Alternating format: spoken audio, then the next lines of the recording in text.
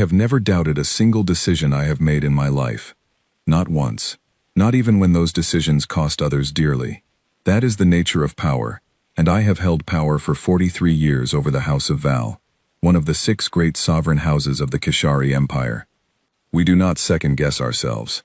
Second-guessing is a habit of the weak, and weakness is something we cut from our line the way a farmer cuts diseased crops, quickly, and without sentiment. This is the story of the one time I was wrong. I did not know it then. That is the part that still sits in my chest like a stone I cannot swallow or spit out. I was so certain. I had handled the situation with the elegance I was known for.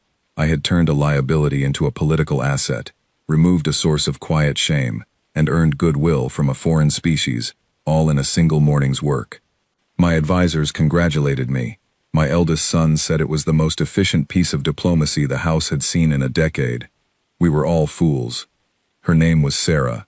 She was my youngest daughter, and she had been a disappointment from the day she was born. Not because of her face, or her manner, or her mind. Those were, if I am being truthful, quite sharp. But sharpness of mind means nothing in the Kishari Empire without the gift, the psionic inheritance.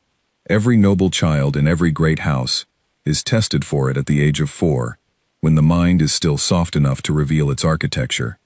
The gift shows up as a faint luminescence behind the eyes, a warmth in the temples, a pulse in the air around the child, that the tester can feel like a second heartbeat. Sarah had none of it. I stood in that testing room and watched the examiner pass her 3 times. He was thorough. He did not want to be the one to tell a sovereign that his child had come up empty. He pressed his fingertips to her temples, closed his eyes, breathed slowly. Sarah sat perfectly still in the chair, which was already unusual. Most 4-year-olds squirm. She did not. She watched the examiner with a calmness that should have told me something. It did not. The examiner opened his eyes and looked at me with an expression that managed to be apologetic without being direct about it. He said the results were inconclusive and suggested a second test in 6 months. We ran 3 more tests over the next 2 years. All the same, nothing. The gift was simply absent. My wife, Laya, took it hard. She spent a season adjusting her expectations, grieving quietly in the way she did everything, with composure on the outside, and a great deal of internal rearranging. She came to me one evening and suggested that perhaps Sarah could be educated in other things: trade, languages, history. She might still make a useful match with a lower house. I agreed, and I said nothing more about it, because there was nothing more to say. Sarah was not going to inherit.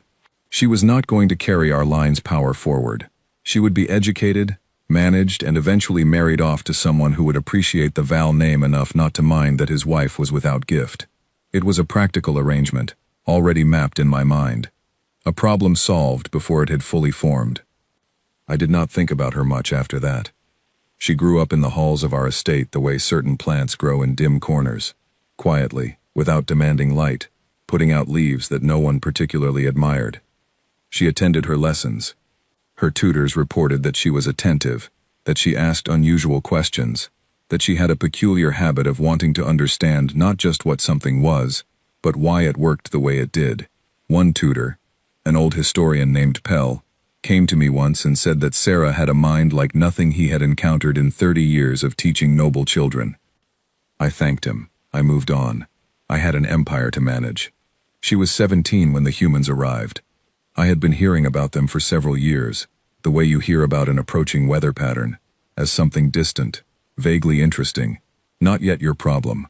They were a young species, only a few centuries out from their home planet, and they had spread themselves across a modest cluster of systems, with a speed that the older empires found mildly alarming, not because they were powerful.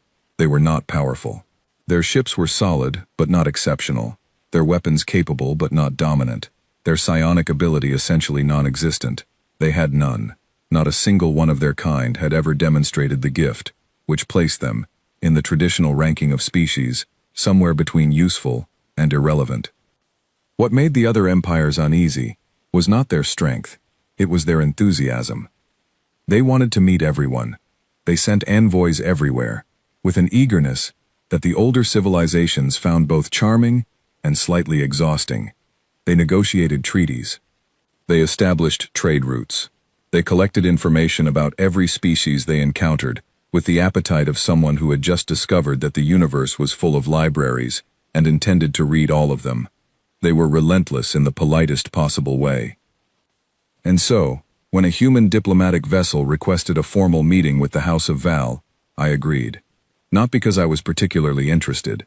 The humans had nothing I urgently needed. But they had influence now, spread thin across the galaxy like a fine net, and ignoring them entirely seemed like poor strategy. I would meet them, establish a basic framework of goodwill, and send them on their way. The envoy arrived on a ship called the Cassia, a mid-sized diplomatic vessel with clean lines and a somewhat plain exterior that said, "In the language of ships, we are not here to impress you, only to talk." I appreciated the understatement. Showy arrivals always put me on edge. Their lead diplomat was a man named Commander Owen Hale. He was of medium height, with light brown hair cut practically short, and eyes the color of the sky above our southern coast at mid-morning, a pale, particular gray. He wore his uniform neatly but not stiffly, and he carried himself with the calm of someone who was genuinely unworried rather than performing calm for political effect. There is a difference, and I have been in enough negotiations to see it. He shook my hand. Humans do this. Take your hand and press it briefly. It had been explained to me beforehand. I allowed it. His delegation was small. Himself, 2 advisors, a translator, and a quiet young woman who sat to his left and said almost nothing for the first hour of discussion. She was introduced to me as Constance Ward, a cultural liaison. I registered her name and forgot it immediately. The talks were pleasant and, to be direct, somewhat unremarkable. Hale wanted a formal trade agreement. He wanted permission to establish a small research outpost near the edge of Kashari space, which I agreed to in principle with the understanding that monitoring would be mutual. He asked thoughtful questions about our history. He was respectful without being servile. He laughed at 2 things I said, and both times the laugh sounded genuine. Midway through the morning session, my senior advisor, Dalen, passed me a small note. It said that one of the human advisors had been spotted in conversation with our estate librarian and had been asking about the Val family's history in some detail. I filed this away. Curiosity, probably. The humans were always curious. It was during the midday break that the idea came to me. I was standing on the terrace overlooking the estate's lower gardens, and I saw Sarah crossing below, carrying a stack of books she had apparently pulled from the East Wing archive. She was walking quickly, head slightly down, absorbed in something she was thinking about. She did not look up. And I thought, why not? The humans had no marriages, no traditional diplomatic bonding, but they did understand the concept of cultural exchange. Giving them a family member as part of the delegation, someone who could act as a liaison, a living bridge between the house and the human diplomatic structure, would be seen as a significant gesture of goodwill. It would cost me nothing I valued. Sarah had no gift, no political future in our own empire, and no marriage prospects that I would seriously mourn. She spoke 3 languages, and was reportedly intelligent in her way. She would be a gift that appeared generous and cost nothing. I am telling you exactly what I thought. I am not softening it. I want you to understand the full dimension of the mistake. I returned to the meeting room, and, during a natural pause in the conversation, I raised the idea. I framed it carefully. Not as disposing of an unwanted child, obviously, but as a gesture of deep cultural investment. I told Hale that I had a daughter who had always shown an unusual interest in other peoples and ways of thinking, and that it would mean a great deal to our house if she could spend time with the human delegation, learning from them, representing our family and their world. Hale listened to all of this with his head tilted slightly to one side. When I finished, he was quiet for a moment. Then he said simply, "We would be honored." He said nothing else. He did not ask her age. He did not ask about her education. He did not ask about her interests or her abilities. He simply said they would be honored. And there was something in the way he said it that was so completely calm, so thoroughly unexcited, that it bothered me slightly. I had expected enthusiasm. The humans were enthusiastic about everything. This was something different. This was the quiet of someone who has just been handed something they already knew was valuable. I did not recognize that at the time. I summoned Sarah that evening. She arrived within 20 minutes, which told me she had come immediately and had not wasted time with ceremony. She stood in my study doorway wearing a plain gray dress and carrying nothing.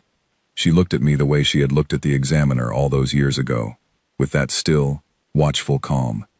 I told her what had been arranged. I used the language of opportunity. I said this was a chance to see the galaxy, to represent our family, to build something meaningful in a new world. I said the humans were an interesting people, and she would learn a great deal. She listened to every word without interrupting. When I finished, she said, "When do I leave?" Not, "Will I have a choice?" Not, "Did anyone ask me?" Not, "What does this mean for my future?" Just, "When do I leave?" I told her 3 days. She nodded, and she turned to go, and then she stopped at the door without turning around.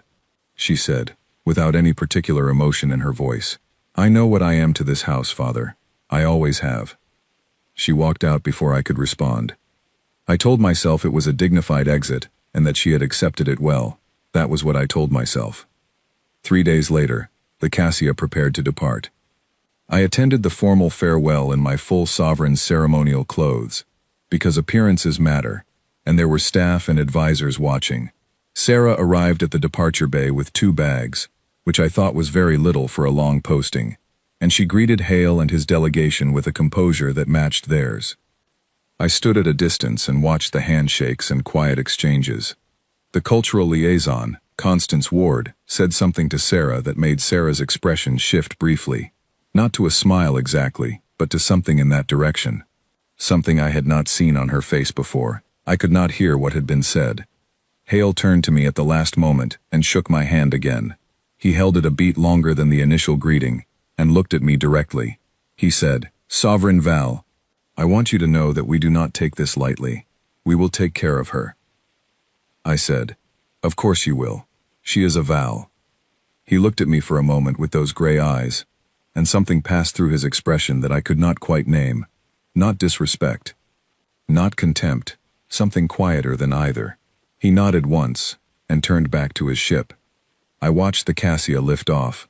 The sky above the estate caught the ship's exhaust glow, and held it for a few seconds before it faded. My eldest son appeared at my shoulder. He said, "Cleanly done, Father. The humans will talk about this for years." I agreed. I said yes, they would. What I could not know, standing in that courtyard with the sky settling back into its ordinary color, was that my son was more right than he understood. The humans would indeed talk about it for years. Every diplomat, every military strategist, every political theorist in their world would eventually know the story of sovereign Kethra Val of the Kashari Empire. They would know it as a cautionary tale. They would tell it to illustrate a concept their researchers had written about extensively: the category error, the mistake of evaluating something by the wrong measurement, of looking at a thing through the lens of what you need and missing entirely what it is. They would use my name as the example. I did not know any of this yet. I went inside, ordered lunch, and moved on to the 14 other matters requiring my attention that afternoon. Sarah had left the estate cleanly, without fuss, without drama, and without looking back from the ship's boarding ramp. I noticed that last part, that she had not looked back. I told myself it meant she was ready. It would be a long time before I understood what it actually meant. It meant she had already let go. Not of us, not of her home, but of something subtler and more important, the need for our approval. She had been carrying it her whole life, that need, like a stone in a coat pocket, and somewhere between my study and the boarding ramp she had set it down. She walked onto that ship lighter than she had ever been in my house. And I, sovereign of the House of Val, master of 43 years of unbroken decisions, stood in my courtyard and felt a faint unease that I could not explain and chose not to examine. I was very good at choosing not to examine things. That habit would cost me everything. The first report came 14 cycles after the Cassia left our atmosphere. It was not official. It did not come through diplomatic channels or through the intelligence network I maintained at considerable expense. It came through a trade partner, a minor merchant lord named Goss, who operated several transport lines along the border between Kashari space and the outer human systems. He was unremarkable in almost every way, except that he was observant, and he spoke with everyone, and he had been sending me useful fragments of information for years in exchange for reduced tariffs on his cargo routes. His message was brief. He had attended a reception at a human transit station called Pelworth Hub, a commercial stopping point that handled traffic from 4 different species. He had been surprised to see, seated at the main table beside the senior human admiral on station, a young Keshari female. He described her: dark hair, about 17 or 18 years of age, wearing a pale blue jacket with a human insignia on the collar that he did not recognize. She had been speaking directly with the admiral, and he with her, not in the way an interpreter speaks to a superior, but in the way 2 people with equal standing discuss a shared problem. Their heads bent together over a data tablet, the admiral listening, her pointing at something on the screen. Goss wrote, "I thought you would want to know. I may have the situation wrong. Possibly she is just being shown around, but it did not look like that." I read this message twice. Then I set it down and had my morning tea. What I told myself, and humans are informal. They do not observe the same hierarchical separations we do. Of course they would seat a guest at the same table as their admiral. It meant nothing about her status. She was probably being given a tour of the station's operations, an educational courtesy for a visiting noble's daughter. Commander Hale had said they would take care of her, and evidently they were doing so enthusiastically, as humans do everything.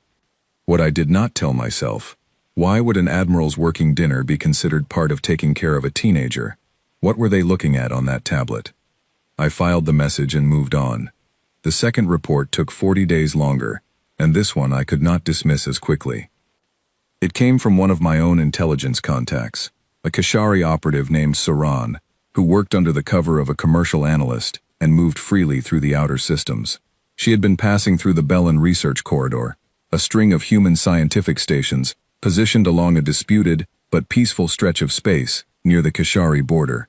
She had not been looking for Sarah specifically. She had simply been gathering general intelligence on human scientific priorities. She found something that stopped her.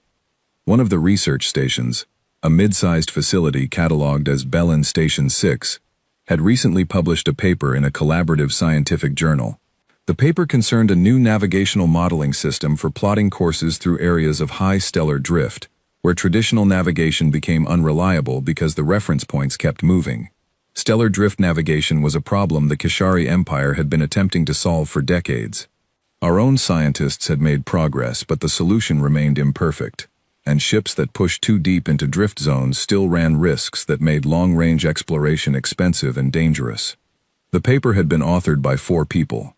3 were human researchers attached to the station. The 4th author was listed as Sarah Val, Keshari Liaison, Bellin Station 6. Soren sent me the paper along with her report. She added, in her characteristically flat analytical tone, "She appears to be a credited contributor, not a symbolic inclusion." The mathematics in Section 4 use a structural approach I do not recognize from Keshari academic literature. It may be her original work. I am not qualified to assess the depth of the contribution. You may wish to have someone look at this. I had 3 of my best scientific advisors look at it. 2 of them reported back within the week. The 3rd took longer because, as he explained when he finally came to my office with his written analysis, he had needed to check and recheck his conclusions, because they were not what he had expected to find. What they found, Section 4 of the paper contained a navigational correction algorithm that accounted for stellar drift variance using a pattern weighting system the Keshari scientific community had not previously developed. It was not a minor refinement of existing methods. It was a different approach entirely, one that, if it worked as described, would reduce navigational risk in drift zones by something in the range of 60 to 70%. My 3rd advisor set his written report on my desk and said carefully, "Sovereign, I want to be precise about what I am telling you. I cannot be certain how much of this specific section is her work, and how much belongs to the human researchers. Scientific collaboration makes attribution difficult, but the approach in Section 4 does not appear in any prior human scientific publication I can find. It does not appear in any Keshari publication either. It is new, and she is the one on the team who would have had access to the foundational Keshari astronomical data that makes this approach possible." I said, "She is 17. He said, "Yes, Sovereign." I said, She was tested 3 times and found to have no gifts. He said, very quietly, she was tested for psionic inheritance. This is not that. I sent him out. I sat alone in my office for a while. I want to be honest about what I felt in those minutes, because this narrative only serves its purpose if I am honest. What I felt was not pride. Pride would have been the correct response of a father learning that his child had accomplished something remarkable. What I felt was something more uncomfortable than pride, something that sat in the belly rather than the chest. It was the first thin thread of the suspicion that I had made an error. Not that I had wronged someone. That specific thought did not form clearly yet. It was only the suspicion that I had miscalculated, that the girl I had handed to the humans, as a gesture of costless generosity, might not have been as costless as I had believed. I pushed this feeling down. I was practiced at pushing things down. 2 weeks later, the third report arrived, and this one came not from a field operative or a trade contact, but from my own diplomatic office. One of our ambassadors, a careful and experienced woman named Bray, had attended a formal reception at the Human Administrative Center on Port Caldwell, which served as something like a regional capital for their outer systems. The reception had been held to mark the signing of a resource-sharing agreement between the humans and the Dothran Collective, which was a significant piece of diplomacy. The Dothran were picky about their agreements, and the humans had been working on this particular negotiation for 2 years. Bray wrote, I observed the proceedings from the guest section. The signing itself was brief. What I want to draw your attention to is the period afterward. The Dothran chief negotiator, Elder Voss, spoke at length with several human officials. He also spoke at length with a young Kashari woman who was seated in the inner ring of the human delegation, not with the guests, not with the support staff, but with the principals. I recognized her as Sarah Val, from the description in your earlier advisories. She and Elder Voss spoke for approximately 20 minutes. The Dothran translator left them after the first 5 minutes. They apparently did not need her. I was not close enough to hear the conversation. Elder Voss appeared engaged. He laughed at one point, which I have never seen him do in 4 years of observing him in diplomatic settings. When they finished speaking, he touched his forehead, which is the Dothran gesture of intellectual respect, extended only to someone whose mind you consider worth acknowledging. I confirmed this later, with a Dothran cultural reference. I read this 3 times. Then I called Dalen, my senior advisor, into my office. Dalen had been with me for 21 years. He was calm, precise, and honest enough that I valued him above almost anyone else in my service, even when his honesty was inconvenient. I showed him the 3 reports without comment. He read them in order. When he finished, he set them on my desk very gently, the way you set down something fragile that you did not expect to be holding. He said, I see. I said, the humans called her an advisor, not a liaison, not a guest, an advisor. He said, yes. I said, she is 18 years old, and she has no gift. He said, it appears the humans are not measuring by that. I said, then what are they measuring by? He said nothing for a moment. Then he said, I think they are measuring by results. I told him to increase intelligence collection on Sarah's activities. More contacts, more monitoring, a fuller picture. I wanted to understand what was actually happening in those stations and offices and reception rooms. He said he would arrange it. He paused at the door. He said, without turning around, Sovereign, in the interest of full transparency, when the tester examined her in her 6th year, he submitted a secondary note to the official record. I read it when I was first compiling your family's administrative files. He wrote that while he found no psionic ability, he observed what he called an unusual quality of attention. He said she processed everything in the room simultaneously, that she appeared to be receiving information on multiple channels at once. He noted it because he had not seen it before in a child her age. He marked it as an interesting anomaly with no practical relevance. I said, why did you not bring this to me at the time? He said, it had no practical relevance. Her gift was absent. That was what mattered for the succession. An interesting quality of attention does not help with any of our strategic needs. He left. I sat with that phrase, an interesting quality of attention. What Dalen had described, though neither of us had the vocabulary for it then, was the first recorded instance anyone in our empire had ever noticed what Sarah actually was. Not what she lacked, what she was. The tester had been so focused on the absence of the gift that he had written down the other thing as a footnote, as an afterthought, as something with no practical relevance. The humans had no such blind spot. They had no gift, none of them. They had never organized their understanding of intelligence around it. When they met Sarah, they did not see a defective noble girl. They saw someone whose mind received information on multiple channels simultaneously, who could hold an enormous amount of data in active thought and find the patterns connecting it, who could look at a set of seemingly unrelated numbers, trade flows, resource movements, stellar cartography, historical political decisions, and understand the shape they made together. They had a word for this, I would learn later. They called it systems thinking. They taught it in their universities. They looked for it in their recruits. They had entire institutions dedicated to developing it. And here was a natural genius of it, handed to them gift-wrapped by her own father, who had spent her entire childhood measuring her by the one quality she lacked. But I am getting ahead of myself. I did not know any of this yet. What I knew, sitting in my office after Dalen left, was that the situation I had believed was concluded. The Sarah situation, as I had come to think of it in my own mind, a problem neatly resolved, was not concluded. It had become something that needed to be watched. Something that had the faint, uncomfortable shape of a miscalculation. I sent word through a trusted back channel to Commander Hale directly, keeping it brief and casual. I said I was thinking of Sarah, and asked that she be given warm regards.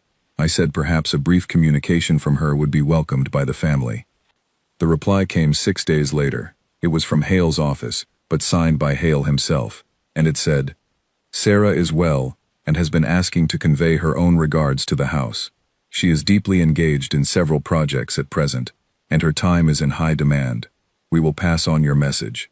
She will write when her schedule allows." Her schedule. Her schedule allows. I, Sovereign Kethra Val of the House of Val, was being told that my 18-year-old daughter would respond to a message from her father when her schedule allowed.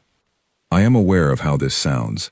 I am aware that any outside observer reading this would already understand the nature of the shift that had occurred, that power had moved, quietly and completely, in the time it took for a diplomatic ship to cross from my planet to human space.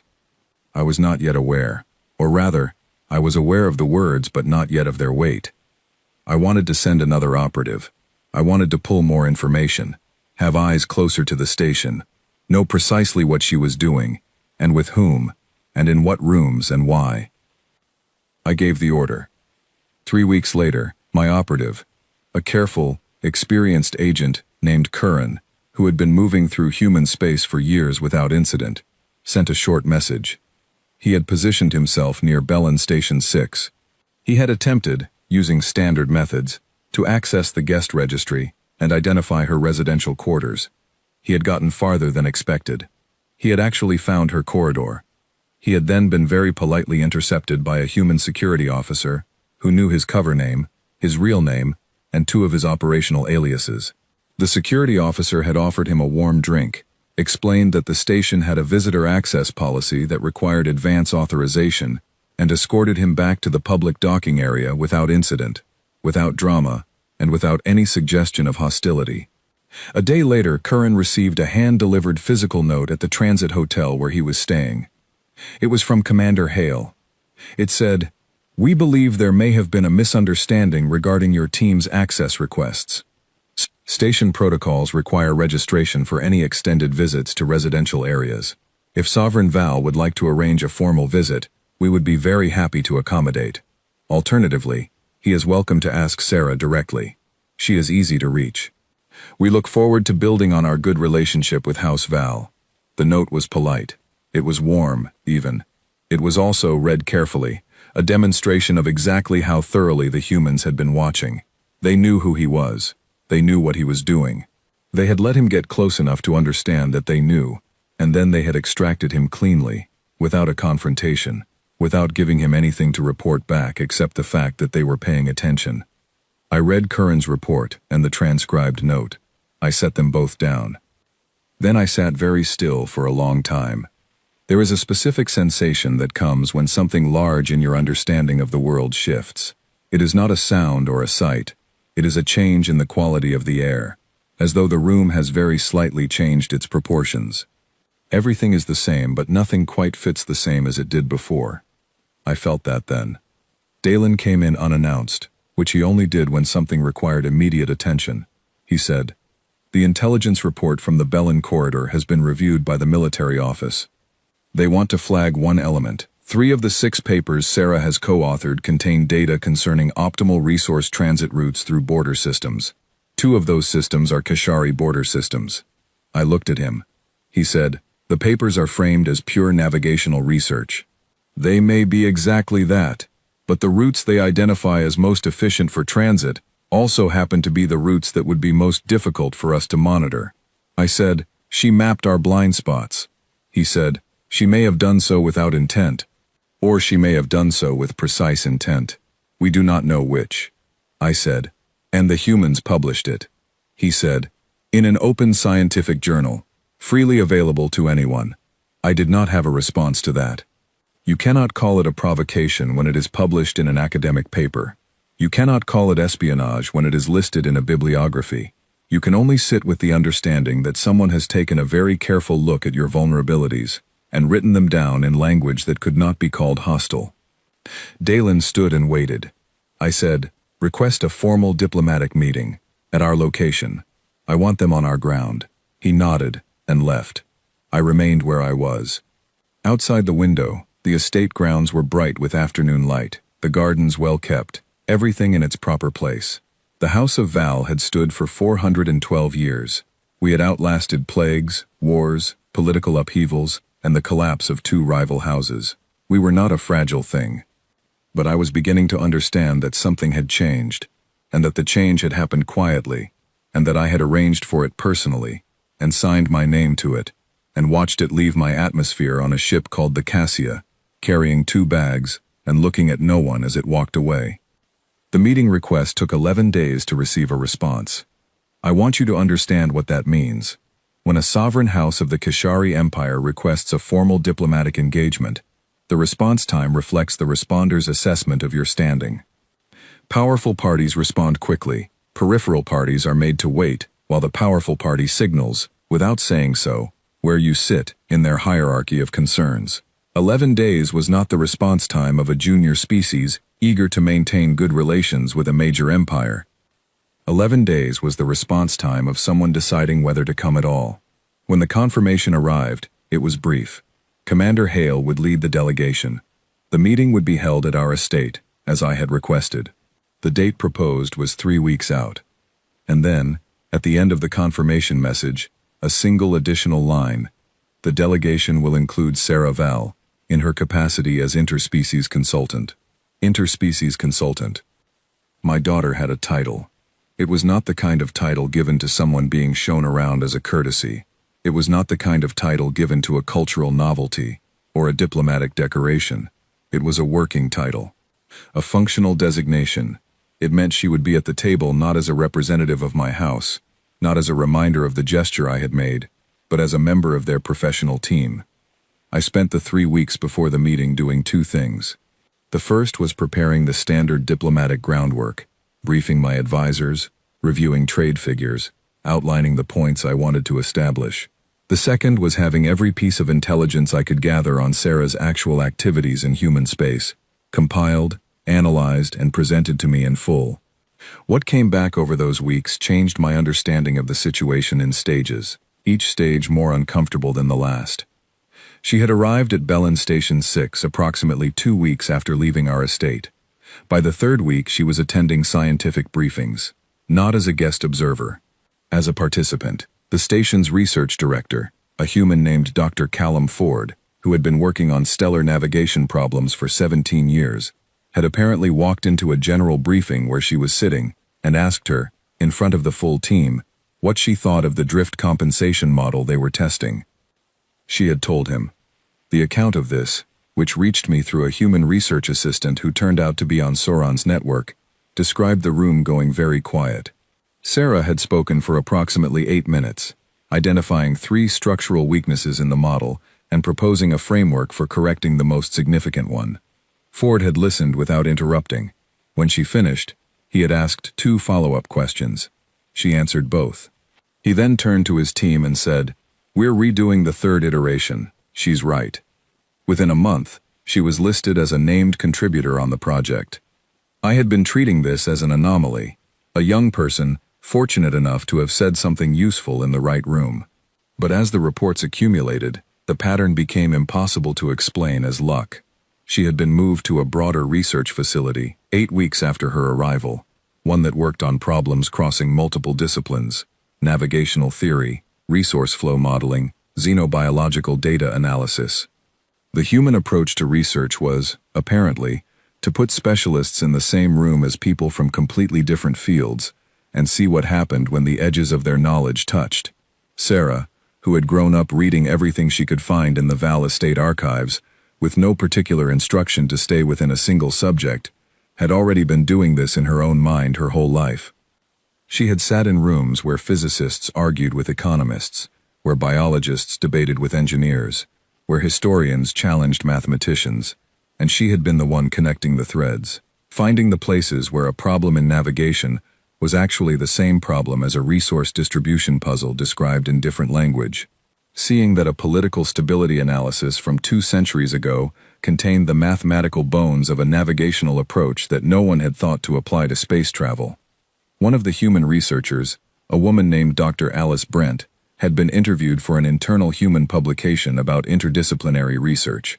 The interview had been collected in the intelligence file. She had said, and I am going to render this as accurately as I can from the translation: "Working with Sarah is like watching someone read a map that the rest of us can only see small pieces of. She does not jump to answers. She sees the shape of the whole problem first, before she looks at any individual part. We have people here who are brilliant within their fields. She is brilliant about the space between fields. That is rarer, and it turns out it is more useful. The space between fields." She had spent her entire childhood being evaluated for something that existed within a single field: psionic ability, which the Keshari used primarily for direct mental communication, emotional reading, and a form of predictive intuition about the social world. It was powerful within those applications. It did not help you think across disciplines. It did not help you look at stellar physics and political history and resource economics and see the single underlying structure connecting all three. No one in our entire empire had ever thought to ask what Sarah could do. They had only ever confirmed what she could not. But there was more, and this was the part that took me longest to read without stopping. She had not only been working on pure research. The humans, it emerged, had noticed something in her early on, within the first 2 months according to the timeline I was piecing together, that they had not disclosed publicly. They had noticed that her pattern recognition was not limited to scientific data. It worked on political data too, on military positioning, on resource movements, on the kind of information that, when viewed together in the right combination, could reveal not just what an empire was doing but why, and what it was likely to do next. They had been careful about this. They had not immediately pointed her toward anything strategic. They had let her work on pure science for months, giving her the time and the resources and the genuine respect of treating her as a colleague. And in that time, because that is simply what she did, she had started pointing things out to them. She would be analyzing navigational data, and she would mention, almost as a side note, that the shipping traffic patterns in a certain border region were consistent with pre-deployment positioning of a kind she had read about in a Keshari military history text. She was not spying. She was thinking. She was doing what her mind did, which was look at everything at once and notice what fit together, and sometimes, what fit together was uncomfortable. The intelligence summary estimated that she had provided the Human Strategic Planning Office with approximately 14 actionable assessments over a period of 10 months. Not formal reports, not structured intelligence products, side observations, notes, things she had mentioned in conversation or written down in the margins of research summaries. Each one, when reviewed by their strategic analysts, had turned out to be accurate. 14 times. In 10 months. Their analysts had apparently started specifically requesting her opinion on certain data sets. Not because she was trained in military intelligence. She was not. But because her mind did not have the trained blind spots that intelligence professionals develop. She looked at data without preconceptions about what it should mean. and sometimes that was more useful than any amount of formal training. I set the summary down. I looked at the wall of my study for a while. Then I called my eldest son and my senior advisor in together, which I rarely did. I told them what I had found. I told them all of it. I did not soften the picture. My son said, "We should request her return. If she is providing that level of assessment to a foreign power, she is a security concern regardless of her intentions." Dalen said nothing immediately. He was looking at the surface of the table. My son said, "We can frame it as a family matter, a concern for her well-being. It is not unreasonable for a father to want his daughter back after nearly a year." I said, "She is not going to come back." He looked at me. I said, "She left this house with 2 bags and did not look back. She found a place where her mind is used for what it is, instead of dismissed for what it is not. She is 18 years old and she has been credited on scientific papers and consulted by strategic analysts, and she has more meaningful work in a single month than she would have had in a lifetime here. She is not going to come back because we ask." He said, "Then we ask the humans to return her." I said, "On what grounds? That we gave her away freely and now regret the gift?" The silence that followed was the loudest I had experienced in a long time. Dalen spoke finally. He said, "Sovereign, I want to raise something. We have been discussing what she is doing for them. I think we also need to discuss what she knows." I looked at him. He said, "She grew up in this house. She had access to the archive. She attended, as part of her general education, lectures on family history, trade networks, and regional political structures. She sat in on staff meetings when she was younger. I checked the records. For several years, before she was formally excluded from succession discussions, she was considered part of the household administration and attended briefings that were not designed to exclude her because there was no reason to exclude someone who was not considered a factor." He paused. He said, "She knows things that were not secrets from her at the time, because she was not considered important enough to keep secrets from, and that knowledge, in the hands of someone capable of the analysis she is apparently capable of, may be considerably more significant than it appeared when she simply seemed like an unremarkable daughter with no gift." The room was very quiet. I said slowly, "How much does she know?" He said, "I have spent the last week trying to reconstruct what she would have had access to before the age of 16. Trade route schedules, fleet maintenance cycles, the locations and capacities of our border monitoring installations, the gap years in our patrol coverage, political communication records between our house and the other 5 houses, including internal disagreements on border policy." He paused again. "She would have had access to all of it, openly, because no one thought it mattered." My son was very still. I said, "And she has been providing assessments to the Human Strategic Office for 10 months.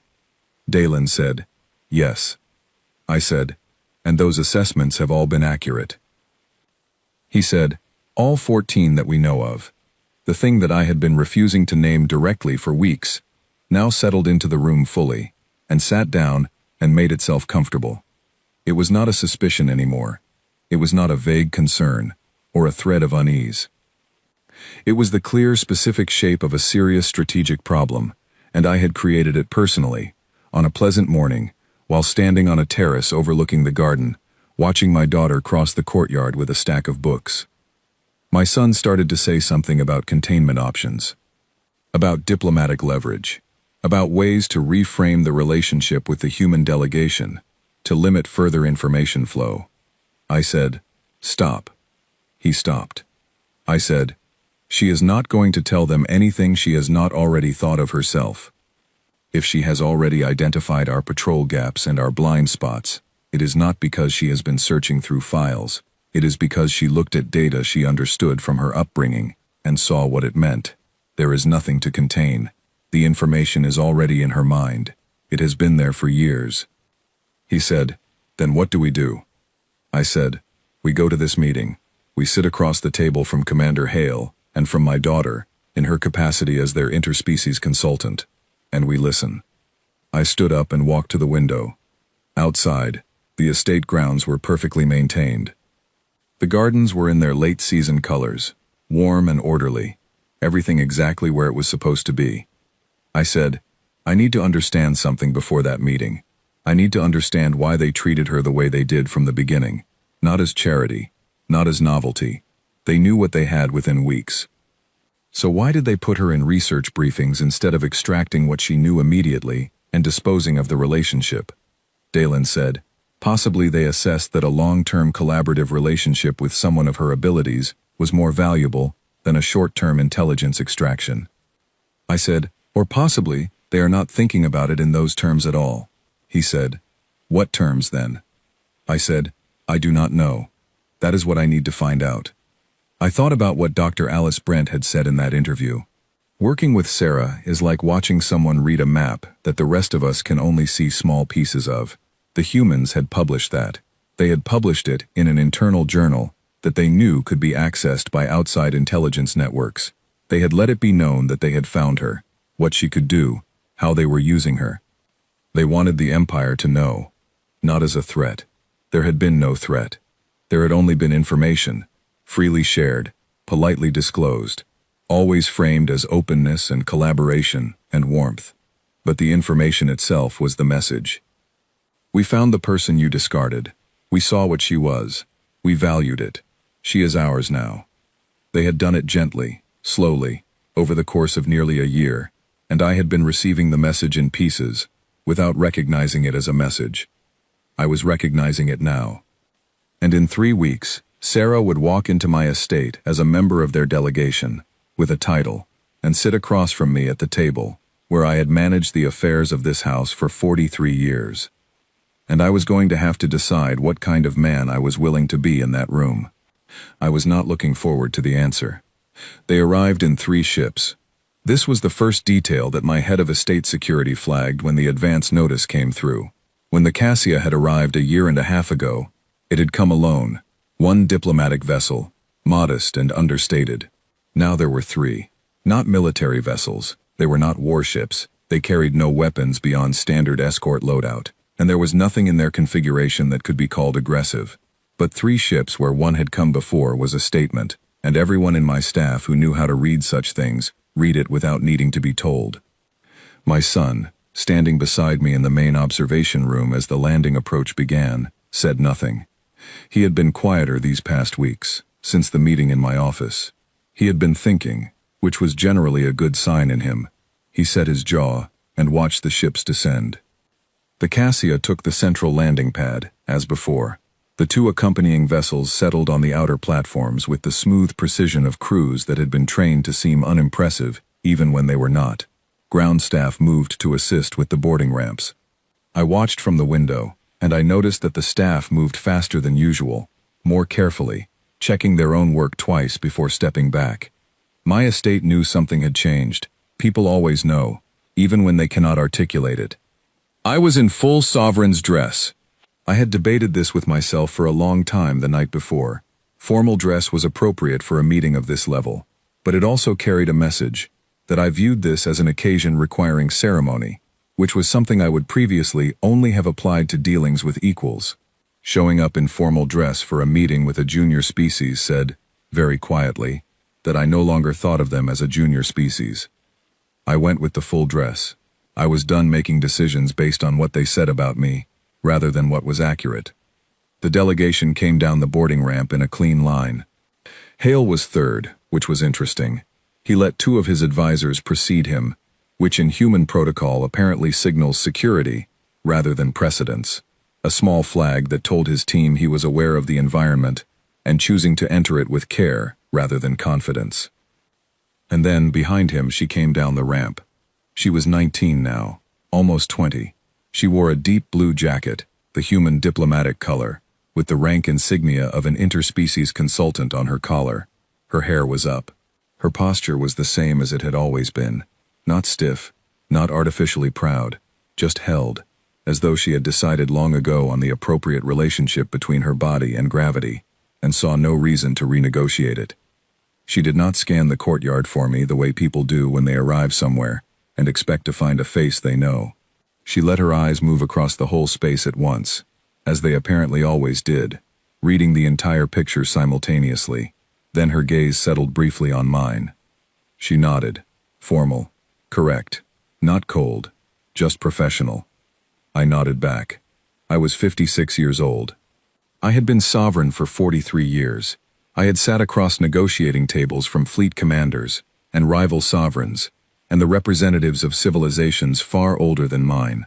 I am telling you plainly that my daughter's single professional nod across 20 meters of courtyard stone was the most unsettling greeting I have experienced in my life.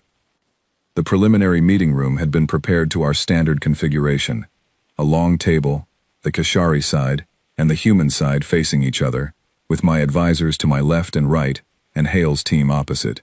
Standard arrangement, neutral service staff, no weapons, recording equipment agreed upon in advance. Sarah took the seat directly across from me. I had not arranged for this specifically. Neither had they, so far as I could tell. It seemed to simply be where she sat, at the center of their team, across from the center of mine, as though that were the obvious place for her, and no one on either side saw any reason to question it. Hale opened the meeting with the standard formalities, which he handled quickly and without excess. He thanked me for hosting. He expressed continued hope for a productive relationship between the human systems and the House of Val. He said they had several items they wished to raise, and trusted we did too. I said we did. He said they would begin, if that was agreeable. I said it was. He looked at Sarah. She opened a case and placed a flat data tablet on the table between us. She did not extend it toward me. She placed it at the center, equidistant, which was either a gesture of even-handedness or a reminder that there were no longer sides in the sense I had always assumed. She said, "I would like to speak to this directly, if you will allow me." Her voice was the same as I remembered, calm, unhurried. She had always spoken this way. I was remembering it now, remembering how she had answered questions in a way that was so measured it sometimes seemed like indifference, but had in fact been something else entirely. She had been thinking while she spoke, always thinking while she spoke. I said, "Go ahead." She said, "In the past 11 months, I have been working on navigational and strategic modeling with a number of human research and planning teams. In the course of that work, I identified 3 military staging areas within Kashari-controlled space that are positioned within 4 transit days of the primary human outer systems. The positioning of these installations, when analyzed alongside shipping traffic data, patrol cycle records, and supply chain movements, all of which are available from public commercial sources, is inconsistent with defensive posture. The configuration matches a forward deployment pattern. The room was very quiet. She said, "I did not search for this. I was modeling optimal trade corridor layouts when the pattern emerged from the background data. Once I saw it, it was not possible to unsee." I said nothing. She said, "I want to be clear about my purpose in raising this directly. I am not here to make accusations. I am not here as an adversary. I am here because Commander Hale and his team agreed with me that the most useful thing we could do with this information was to bring it to you openly and give you the opportunity to address it quietly, before it found its way into channels that would make quiet impossible." She turned the tablet to face me. I looked at it. The data was laid out in a format so clean and organized that it looked almost simple. Every node, every line of connection, every time-stamped data point labeled clearly. It was the work of someone who was not trying to impress, but to communicate. To make sure there was no possible misreading, Hale said, "To be completely direct about our position, we are not interested in conflict. We never have been. We have consistently found that the value of stable cooperation with neighboring powers far exceeds any short-term advantage that could be gained through friction." He let that land for a moment. Then he said, "We are also consistent in our view that problems addressed transparently tend to stay small. Problems that are not addressed tend to become large. We thought it worthwhile to have this conversation now, while it can be a conversation." My eldest son to my right leaned forward slightly. He was about to speak. I put my hand on the table, which was my signal to wait. I looked at the tablet, then I looked at Sarah. I said, "You built this from public commercial data." She said, "Yes." I said, "No access to restricted intelligence, no inside knowledge." She said, "The commercial data was sufficient. The pattern is visible if you look at all the components together, rather than each one separately." I said, "And no one else has done this analysis." she said. Not in any form I have been made aware of. The data exists.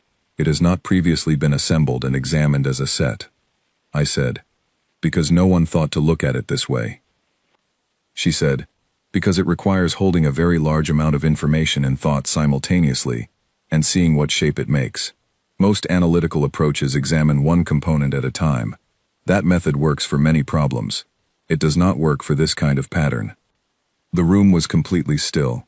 I understood, in that moment, with total and irreversible clarity, the specific nature of my error. Not just that I had given her away, not just that I had undervalued her. The nature of the error was more precise than that. I had been in possession of a capability that no other house, no other empire, perhaps no other civilization in the known galaxy had in quite this form. A mind that could hold the entire picture at once and read what it meant, and I had classified it as a deficiency and shipped it off as a diplomatic courtesy because it could not pass a test designed to measure something else entirely. She was not broken. She had never been broken. She had been built for a different kind of problem than the ones we knew to ask for, and because we did not know to ask for it, we had assumed it did not exist. Hale said, "We would like to propose a path forward." The installations in question would need to be decommissioned or repositioned into a clearly defensive configuration. We understand this involves logistical considerations, and we are prepared to allow a reasonable timeline. We would suggest a period of 4 months, which gives your command structure time to handle this without visible disruption. My son said, quietly and carefully, through his teeth, "This is not an appropriate format for this kind of discussion." Hale said, with equal quietness and more ease, "We agree that it is unusual. If Sovereign Val prefers to address this through separate formal military channels, we can certainly make that arrangement. It would take longer and involve more parties and more documentation. We thought he might prefer this version." I said, "We will address it." Hale looked at me. "Through which channel?" I said, "The way you have presented it. 4 months is acceptable." My son inhaled sharply beside me. I did not look at him. Hale said, "Thank you. We appreciate that." He meant it. He was not performing appreciation. He was not making the gracious sounds of a victor over a defeated opponent. He genuinely seemed relieved, in the way that someone who has been hoping for a particular outcome and receives it feels relief. Not triumph, just the letting go of tension. I looked at Sarah. I said, "Is there anything else?" She looked at me for a moment. Something moved in her expression. Not quite softness, not quite distance. Something in between, the way a door held open looks different from a door left ajar. She said, "No." That was what I needed to say. She did not say father. She had not said it once during the entire meeting. I had noticed. The session continued for another hour on other matters. Trade arrangements, research cooperation frameworks, a proposal for a formal cultural exchange program that the humans had been developing. These were handled professionally and without tension. The ugly business done and put aside, the remaining items ordinary enough to breathe through. I watched Sarah during these discussions. She was not at the center of every topic. She spoke when the conversation touched on areas she had been working in, and was quiet for subjects that did not need her. She deferred to Hale on matters of protocol, and to her fellow advisors on areas outside her expertise. She was not performing authority. She simply had it, in the specific areas where she had earned it, and she did not try to extend it into areas where she had not. This was the part that I had not expected and could not quite account for. She was not angry. She was not making me pay for something in the way that people who have been injured and find themselves in a position of power often cannot resist doing. She was simply working, doing her job. The job she had apparently found, or perhaps that had found her, in the rooms and stations of human space. When the meeting ended, and the delegations rose, I stepped around the table. Hale saw me coming, and moved slightly aside, creating a small space, without making an obvious show of it. Sarah looked at me. I said, "A word, if you are willing." She said, "Yes." I said to Hale, "I will have her brought to the transport in 30 minutes. Hale said, "Of course." He said it simply, without any hesitation or visible calculation, and then he walked away with his team, leaving us alone in the meeting room with 2 of my household staff standing near the door. I looked at my staff. They understood and stepped into the corridor. I looked at my daughter. She was standing completely still, which was how she had always stood, and she was looking at me with those steady eyes, and I thought, for the first time in 19 years, which I am ashamed to write but will write honestly, that she looked like someone I should have known better. I said, I owe you something. She said, you do not need to do this. I said, I know I do not need to. I want to. She said nothing. She waited. I said, I spent your entire childhood measuring you by what you did not have. I had something in front of me that I did not understand, and instead of trying to understand it, I decided it was nothing, and acted accordingly. Everything that followed from that decision was mine. The consequence is mine. I am telling you this not because I expect it to repair anything, but because you deserve to hear it said directly. She looked at me for a long time. She said, I know, Father. Just that. Not, I forgive you. Not, you are right. Not, it does not matter. Just, I know. It was the most precise response she could have given. It acknowledged the statement without performing an emotion she did not feel. It confirmed she had understood, without giving me the release of absolution I did not deserve. She said, Commander Hale asked me once, in my first week at the station, what I wanted to do. Not what I could do, not what I should do, what I wanted. She paused. No one had ever asked me that before.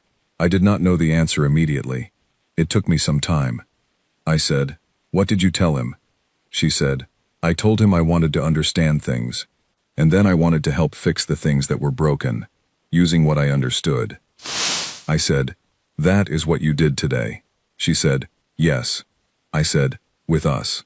She said, the staging positions were a problem. You would have known eventually through another channel, and by then, it would have been larger. I thought it was better to bring it here, where it could be handled without becoming something else. I said, you protected this house. She said, I prevented something that would have been bad for everyone, including this house. That is not the same thing. She picked up her case from the table. She glanced at the door. She was ready to go.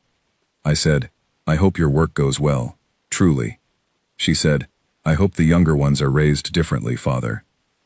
Then she walked out of the meeting room, through the door, and into the corridor. Her footsteps were even and unhurried. She did not look back. I stood in the empty meeting room for a long time. Outside, I could hear the sounds of the estate resuming its ordinary activity. Staff voices, the movement of vehicles, the distant hum of the landing pads where the Cassia was being prepared for departure. Everything the same, nothing the same. I had gotten what I deserved. Not punishment, something harder, accuracy. My daughter had walked into my house with the power to destroy my house's strategic position, and instead she had walked in and protected it. And then she had told me she hoped my other children were raised differently, and then she had left. That was what she had given me. I was not sure I deserved it. I was sure I would spend the rest of my life finding out whether I could be the kind of man who did.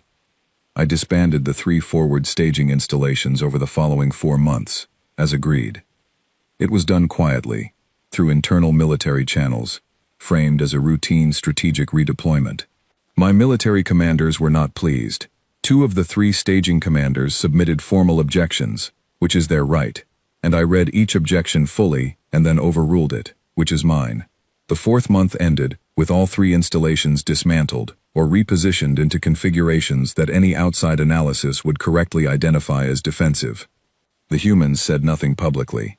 They acknowledged receipt of the completed process through a brief diplomatic note from Commander Hale's office, and that was the end of it, handled exactly as it had been framed, quietly, small, before it could become something larger. My military advisors spent several weeks being very correct and professional with me, which is the way experienced military staff express disappointment with a civilian decision they cannot directly challenge. I let them be correct and professional.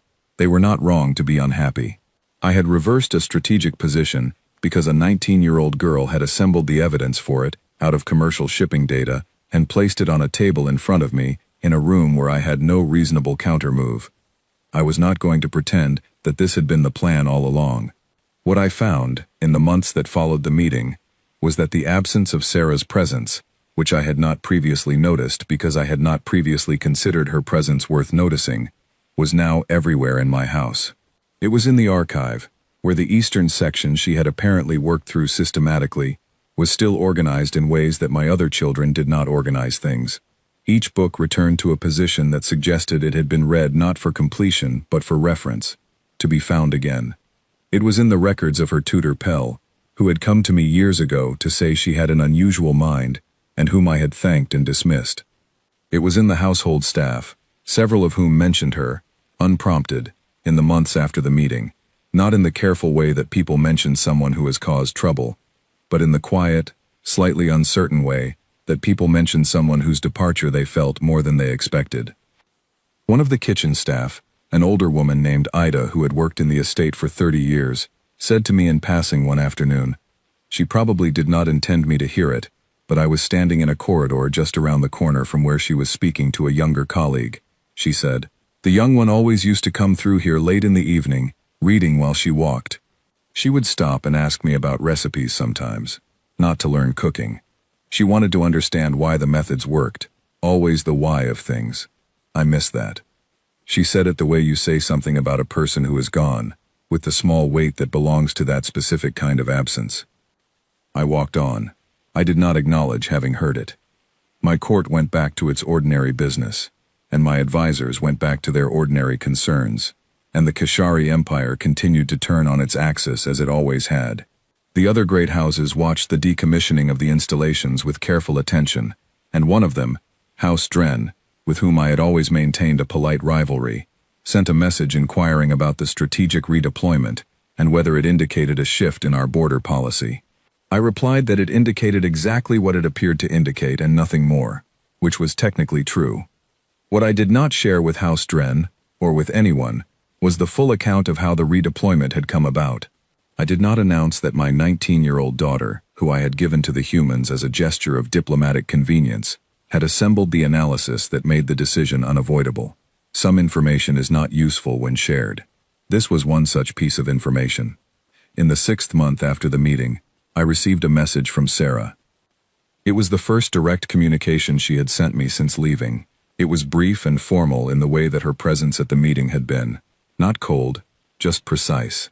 She said that she was well, that she was involved in a new research collaboration, involving 4 different species, that the work was interesting to her.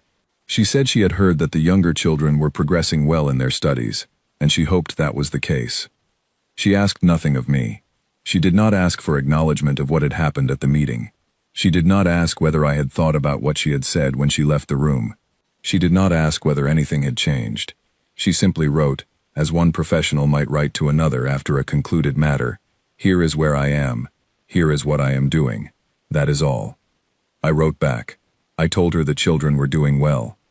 I told her, and this was the sentence that took me longest to write, that I drafted 6 times in different forms before settling on the one that was true and simple, without being either theatrical or insufficient.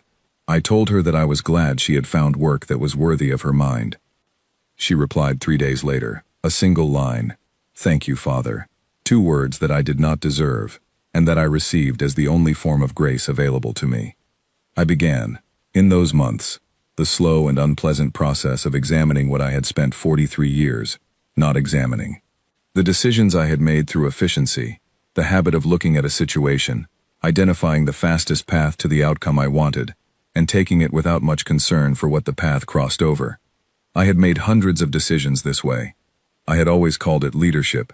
The clarity of prioritization, the decisiveness that a sovereign must have. What I began to see, as I sat with the particular clarity of someone who has been shown precisely where their thinking went wrong, was that this habit was not always leadership. Sometimes it was laziness wearing the clothes of decisiveness. Sometimes what I had called a quick, clean decision was a decision I had made quickly, because examining it more carefully would have been inconvenient. Sarah had been inconvenient. Not in the way of someone who causes problems or demands attention or creates conflict.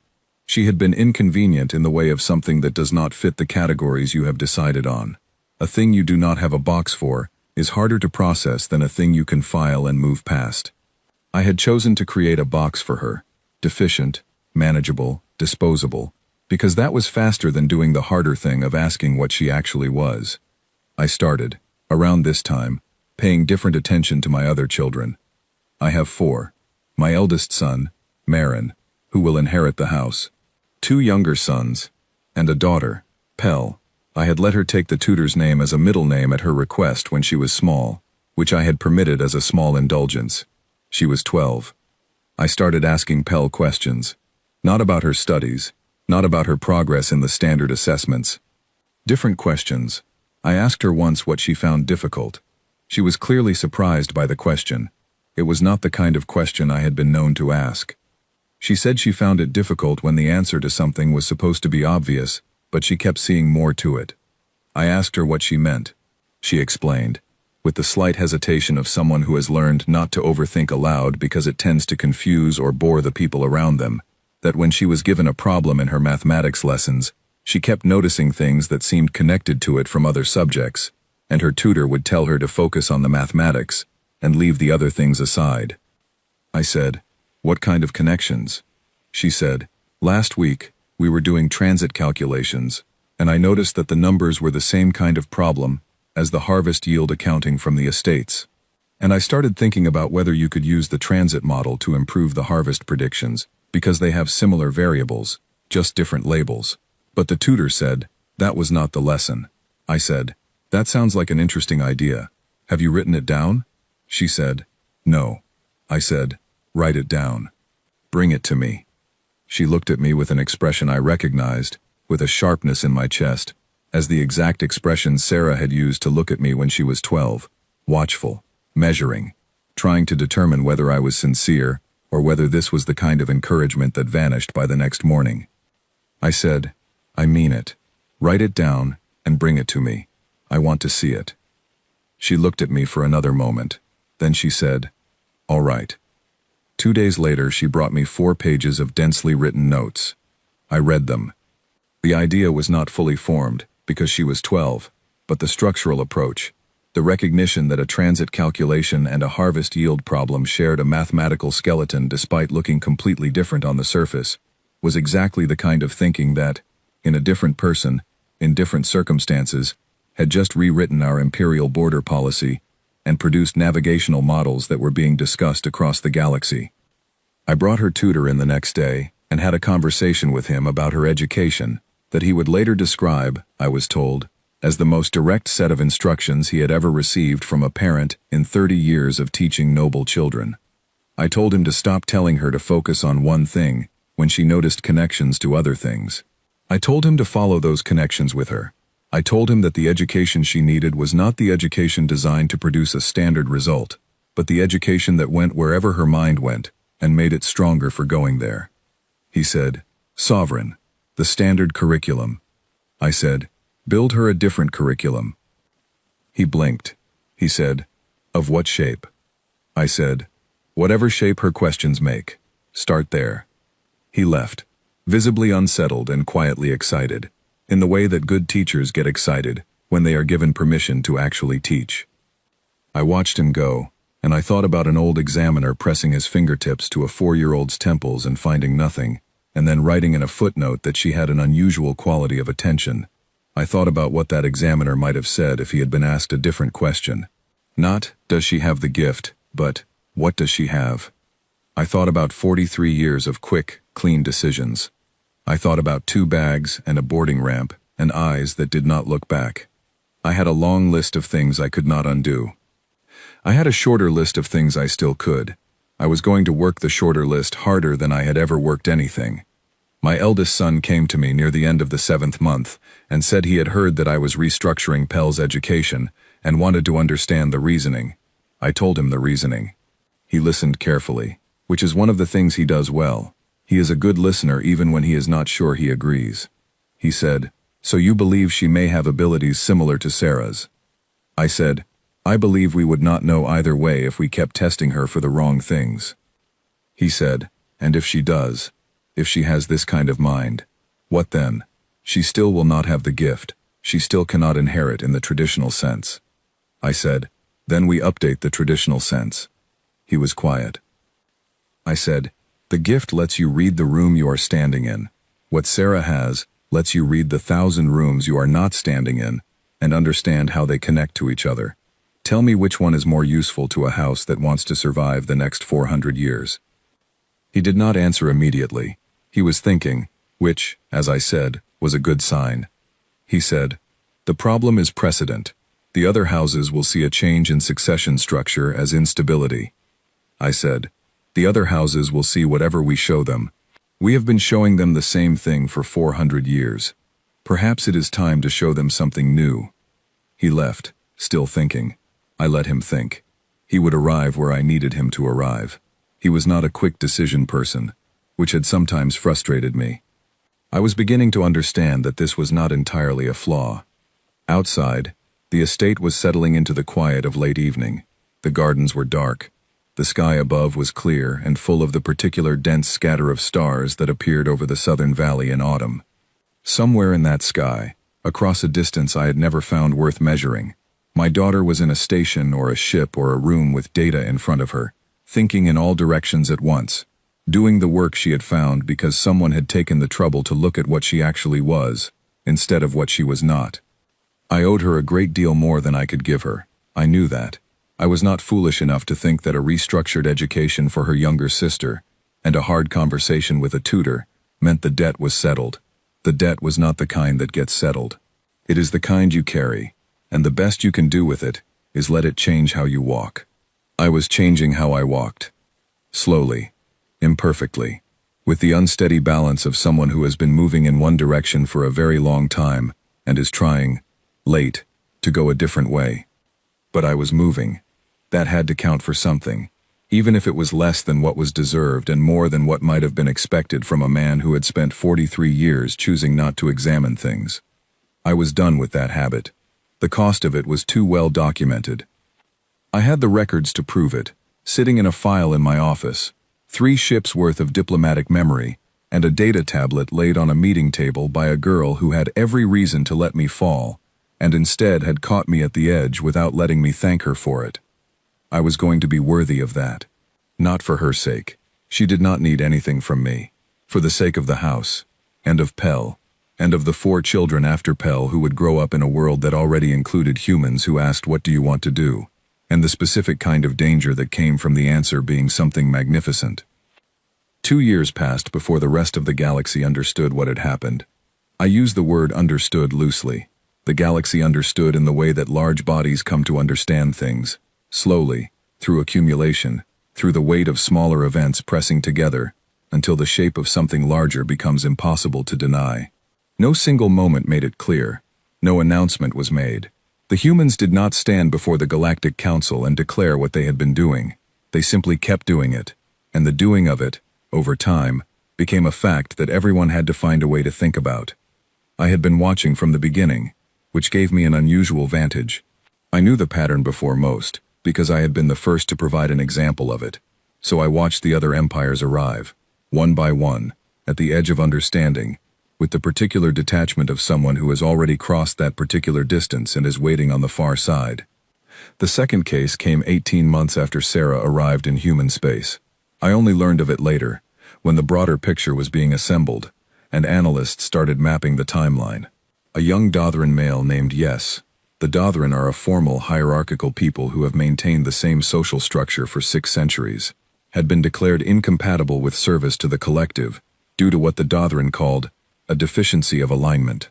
He could not stop asking why. In Dothran culture, the operative question is how. How do we perform this function? How do we maintain this structure? How do we serve the collective? Asking why was considered a sign of insufficient integration, a developmental failure. He had been reassigned twice to progressively lower functions, then finally removed from all collective service and placed in what the Dothran euphemistically called free residence, which meant he was given a small accommodation and no responsibilities and no particular future. A life without assignment in a society built entirely around assignment. A human research vessel passed through the Dothran outer systems on a standard survey run. One of the crew went to see a local exhibition of traditional Dothran craftwork, and in the commentary section of the exhibition, a place where visitors could leave responses to the work, she found pages of dense, curious writing from someone who signed themselves Y. The writing asked why the traditional forms had developed their specific shapes, traced possible connections to functional needs from earlier eras, and proposed that certain elements of the oldest Dothran craft tradition preserved mathematical relationships from an astronomical navigation system that the Dothran had since abandoned and forgotten. She photographed the pages and brought them back to the ship. The ship's research director sent them to Dr. Callum Ford on Bellin Station 6, who was by then well known as the person to contact when you had found something that did not fit its surroundings in a useful way. Ford read them and sent a message to Hale's diplomatic office within the hour. 3 months later, Yes was working at Bellin Station 6, and within 6 months, he had been moved to a cross-disciplinary team and was producing work that other researchers described as unlike anything they had encountered in the study of ancient Dothran technical traditions. The third case was a young human woman named Lyra, who had grown up in the outer mining settlements, where formal education was thin and irregular. She had never attended a standard institution. She had learned in fragments whatever was available, which turned out to be an enormous amount in no particular order. She had ended up working manual operations on a long-haul cargo hauler, which was honest work, but not work that used much of what her mind could do.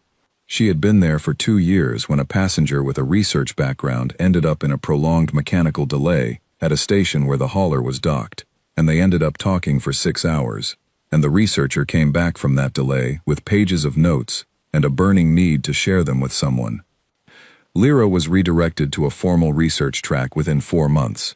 She chose xenosociology. She was, by the accounts I collected, extraordinary at it. The humans had not gone looking for Yes or for Lyra specifically. They had not deployed a program to actively search for discarded individuals across the galaxy. What they had done was something subtler and, in some ways, more frightening to the older empires. They had created the conditions for such people to appear. They ran open exchanges. They published their work in journals accessible to everyone. They allowed their researchers to talk to strangers at exhibitions and in cargo holds and at receptions. They asked questions in every room they entered, not just about science and strategy but about people. Who was interesting? Who was doing something unexpected? Whose work went in a direction no one had anticipated? And the discarded individuals found their way to the light in the way that any living thing finds light when a path toward it opens. You do not have to instruct a plant to grow toward the sun. You only have to remove the barrier. The older empires had not believed they needed to worry about humans because humans had no psionic ability, no ancient lineages, no centuries of accumulated military dominance. They had measured the humans by what the humans lacked, which was the precise category error I had made with my own daughter, scaled to a civilizational level. And the humans had, in the time it took everyone else to notice, quietly built a network of extraordinary minds, drawn from every corner of the galaxy, woven through their institutions, contributing to their science, and their strategy, and their diplomacy, loyal to an entity that had treated them as worth something, when their own people had not. I understood what I was watching. I was watching a kind of power that the galaxy did not have a good name for yet. It was not military power, it was not economic power, exactly, though it produced economic benefits. It was something closer to what happens when you collect all the tools that other people have left lying around because they did not know what the tools were for, and you learn to use them. The Galactic Council convened a special session to address the matter. I was present, in my capacity as sovereign of a house that had an existing diplomatic relationship with the human systems and was therefore considered to have relevant perspective. The session was tense. Representatives from 4 major empires had prepared formal statements. The Vireth sovereignty argued that the practice of accepting formally excluded individuals from other civilizations constituted a form of destabilization, that it undermined the internal social structures that each civilization had the right to maintain. The Soreth Compact argued that any cross-species placement of strategic talent should require council oversight and mutual consent. 2 other parties argued variations of the same basic position, which was, what the humans were doing was making everyone else nervous, and something should be done. I sat through all of it. I listened carefully. I did not speak during the opening statements. The human delegate was a woman named Constance Ward. I recognized the name. She had been the quiet cultural liaison on the original Cassia delegation. the one who had said something to Sarah at the boarding ramp that had caused something close to a smile. She stood before the council, with the same calm the entire human diplomatic corps seemed to share, as though they had all agreed on an approach and were collectively comfortable with it. She said, "The human systems have not recruited anyone from any civilization. We have not approached, persuaded, or solicited. In every case, individuals have come to us through channels that were open to anyone, including commercial research partnerships, open academic exchange programs, and standard diplomatic cultural interactions. We do not believe we are doing anything that requires oversight or constraint, because we are not taking anything from anyone. We are working with people who were already not being used." The Virith representative said, "You are working with people who were excluded from service for documented reasons within our systems. You are implicitly questioning the legitimacy of those assessments." Ward said, "We are not questioning anyone's assessments. We are simply noticing that those assessments identified some things and not others, and that the things they did not identify sometimes turn out to be useful in our context. That is not a critique. Different contexts value different capabilities. We happen to be a context that values certain things that other contexts have not found useful." The Virith representative said, "You are building a network of strategic analysts drawn from the highest levels of multiple civilizations." Ward said, "We are working with colleagues who contribute to our research and diplomatic activities. We call them colleagues. Some of them have backgrounds in noble or high-function positions in their home civilizations. Others come from much humbler circumstances. We do not distinguish. We look at what they can contribute." She paused and let that sit. Then she said, "I would like to point out, for the Council's consideration, that everything we have done has been transparent and legal, and has actively improved stability in the situations where it has been applied. The navigational research improvements have benefited shipping for 11 species. The diplomatic modeling work has contributed to 3 successful conflict resolutions in the past year. The resource analysis frameworks are currently being offered freely to any member civilization that would like access to them. We have not acted against anyone." She sat down. The room spent a long time arriving at language for a resolution that was firm enough to feel like action, and vague enough not to commit anyone to anything. This is what councils do. I have sat in enough of them to recognize the pattern. The resolution that eventually passed expressed a wish for transparent communication and mutual consultation in future cases of cross-species talent placement, which meant nothing enforceable, and everyone knew it. I was asked, during a recess, for my perspective by the Dren delegate, who was always looking for my perspective, because my perspective was sometimes useful to him and sometimes useful to me, and we had managed this arrangement for years. I said, "My perspective is that the humans have done something clever and are continuing to do it, and the Council cannot stop it because what they are doing is not illegal and is in fact genuinely beneficial, and the real discomfort is not that it is harmful, but that it is effective in ways that make everyone else look at their own discarding practices and find them somewhat indefensible when examined out loud." He said, "That is a direct way of putting it." I said, "I have become more interested in directness recently." I walked back to my seat, and I thought about Sarah. She was not at the council session. She was not a delegate, and this was not her kind of room. I had heard, through the intelligence network that continued to track her work in the way that you track something you wish you understood better, that she was currently involved in a negotiation support role for a conflict between 2 minor species in the Outer Belt region, a conflict that had been simmering for nearly a decade and had resisted multiple resolution attempts.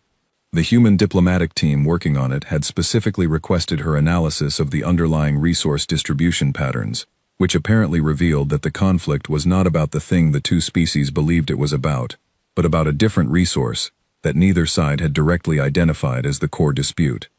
She had seen what it was actually about. Of course she had. 3 weeks later, I received an intelligence summary noting that the conflict had reached a preliminary resolution framework. The analysts who had been tracking it for years expressed surprise at the speed and completeness of the resolution. One of them wrote, in a note that made its way to me through channels, "We are not sure what changed in the approach. Something fundamental about the framing shifted."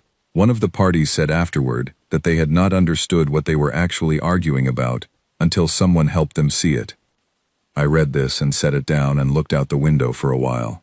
My daughter was out there, in the outer belt or some station between here and there, doing what she had always done, looking at everything at once, and finding the shape that connected the pieces that everyone else was examining separately. And civilizations that had been hurting each other for a decade, over a misunderstanding, were going home to rebuild, and they probably did not know exactly who to thank, and she probably did not need them to know. The intelligence file on her had grown, over 2 years, from a thin collection of unusual reports, into something thick and dense, and still, I was certain, incomplete. It tracked her movements through 12 human stations, her credited contributions to 23 research papers, her involvement in 7 diplomatic engagements, her growing network of connections across 4 species.